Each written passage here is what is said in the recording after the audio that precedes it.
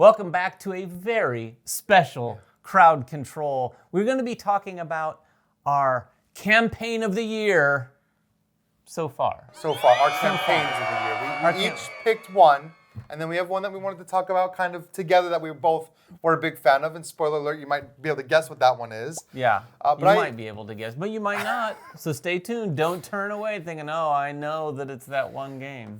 It's that one game. I was going to start with my pick for campaign of the year so far, and that is Galactic Cruise. This could be obvious. I've talked about this game before. It is actually still running. Yes. So we don't know where this one is going. This is interesting. It could tank in the next 2 days, and you'll never know. Probably not going to. I'm It's just still kidding. got about 10 or 8 days left or something, but it's already at 600,000 by the time we're filming. And they've got a huge amount of fan engagement and a lot of backers, about 6,000 backers so far. But the reason that I wanted to talk about Galactic Cruise, the reason I picked this one is not necessarily for how well it's doing right now, because we'll see when it's all over, but just the way that they have approached the campaign, the mentality that they had of getting everyone involved from day one. Mm-hmm. From the day that they announced that this game was coming, before they even had artwork, before they showed a prototype, before they did anything, they brought it to the fans and said, look, here's our inspiration. They kind of put their heart out on the sleeve and they said, here's what we want to do. Come along on this cruise. Okay. Oh, boy. Come along on this journey with us. They basically were like, they built their fan base early, and then they built on that. They engaged them. Every day they were like, what do you think of this piece of art? Or what do you think about this mechanic or this design? And as it went, the fan base just multiplied, and word of mouth spread. And then when they started teasing out, like, well, here's a look at the prototype. Then they started bringing it to conventions. They even had a booth where they said, come and look at it, get hands-on with it, see it. Yeah, all of this stuff, I think, was a really, really smart idea. Yeah, a lot of publishers, especially first-time publishers, they don't always necessarily go about things that way. And sometimes it's not necessary. Sometimes people have had plenty of success without doing that. But effectively, they're running their campaign before they're running their campaign. I mean, really, that is a good point. They polls even, they really did. They were updating their backers before the campaign ever went live. And of course, they had a huge day one because they had a great conversion of followers to backers because everybody was already so invested in this project. If you go on any of the board game groups on Facebook or BGG, you'll see all of the buzz about this game. And then, of course, once they started unveiling Ian O'Toole's artwork and things like that, it just catapulted it. So I think that this is a template for what people should do if you really want success as a first-time publisher. Yes, they probably invested a little bit more money up front than maybe some other publishers might in getting booths and taking it to all these different conventions and everything. But for people like us that really want to get hands-on, really want to try it before we back it, that went a long way for me at least. Yeah, I mean, it had a hook, right? It had that sort of Vitala Serta looking style. It got all the heavy gamers like yourself, like Jeremy, very oh, what is this all about? And you guys started talking about it. So it just kind of spread from there. Now, some campaigns don't always have that hook. Some campaigns are able to leverage on the fact that they've already run a massive campaign. That's true. And that brings me to the one I want to talk about, and that is Thunder Road Vendetta, Carnival of Chaos. We got the name right this time.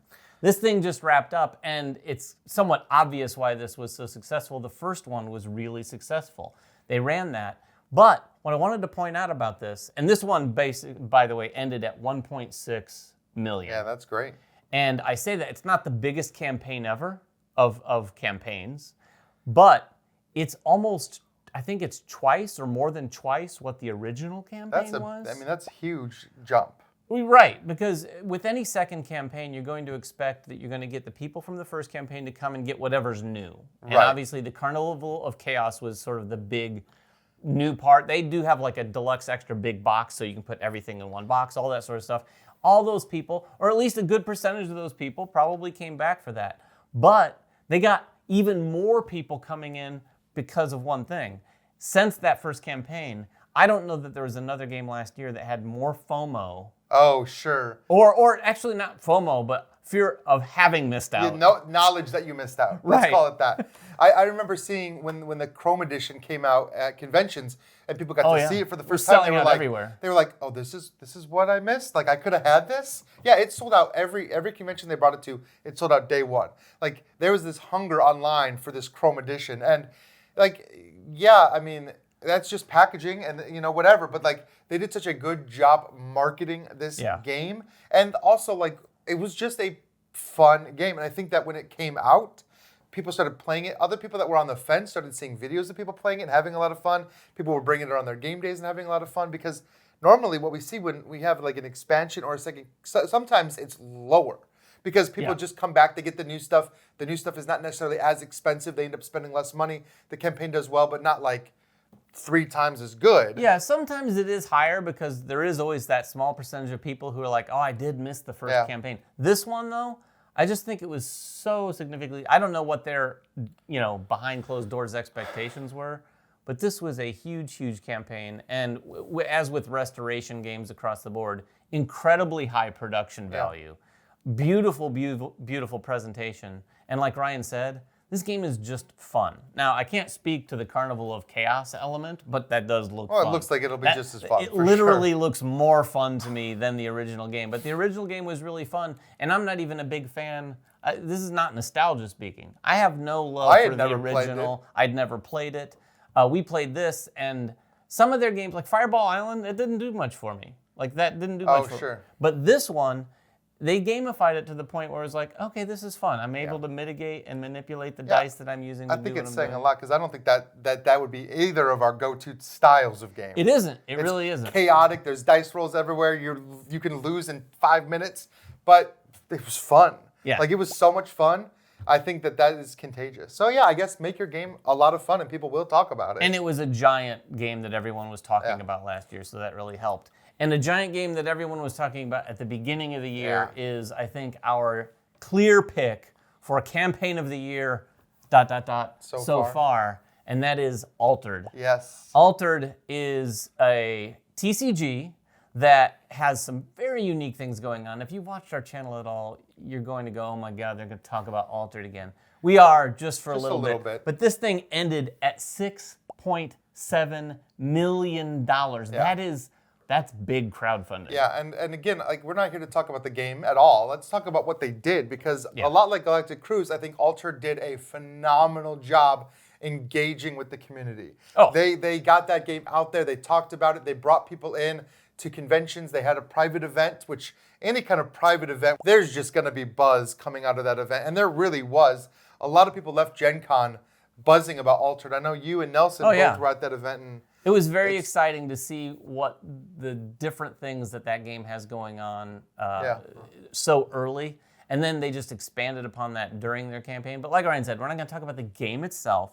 Some of the ways they did engage, I don't know. I don't track Kickstarter enough to know what like the average amount of updates are. Oh, it's not this. It's not this many. They had 101 updates. Yeah, that's to put it in. To give you a point of reference, Thunder Road Vendetta, the Carnival of Chaos, had 7. And at this point, Galactic Cruise has had 8. Yeah. So now they did have a lot to share in the updates, but they clearly went in with a plan. And they're established people in the board game sphere, but they're not established people with crowdfunding. Yes. But they clearly talked to people who knew what they were talking about, because they had so many updates, so many stretch goals too, that were perfect for the kind of game this is, because all of their stretch goals, and I think you said you've seen TCG Kickstarters before, and none of them had done like this sort of thing. They were doing things to make the product that you were getting during the Kickstarter that much better. And I know that sounds like what everyone does with their Kickstarters, but to put it in perspective, the booster box just got better in terms of now there's more foiler cards, now there's more uncommon cards, now there's just more cards. They were like putting, let's put another booster pack in it. So instead of 36, it's 37 booster packs. Yeah, and then they introduced like the special like collector's foil packs or whatever, like the special packs that will be in the boxes. They increased the drop rates of the uncommons, the rares, stuff like that. So effectively, it made people who got in there, which both of us were in there, he's more in there than I was, a little just like, oh my gosh, this is just better and better. So people would increase their backing or their pledge.